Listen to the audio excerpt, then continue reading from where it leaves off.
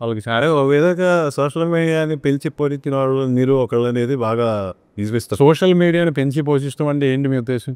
అంటే ఎంకరేజ్ చేయరు. ఏ విధంగా? ఎవరైతే నెగిటివ్ ట్రోల్స్ చేశారో, ఎవరైతే నెగిటివ్గా కామెంట్స్ పెట్టాడో వాళ్ళకే మీరు రియాక్ట్ అయ్యారు. దానివల్ల వాళ్ళు హీరోలు అయ్యారు.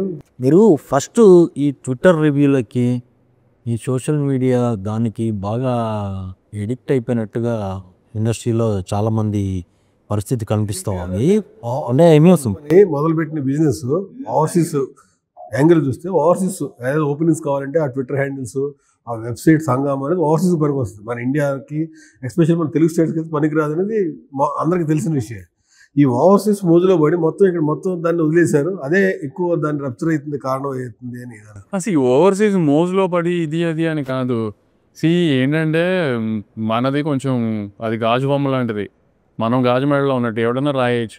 సో ప్రొడ్యూసర్గా కానీ, డైరెక్టర్గా కానీ, హీరోగా కానీ ఏం ట్రై చేస్తామంటే కొంచెం ఆ రాళ్ళు తక్కువ పడటానికి ట్రై చేస్తాము. కానీ లక్ష్మీనారాయణ అన్నట్టు దాన్ని ఎక్కువ సీరియస్గా తీసేసుకుంటున్నాం.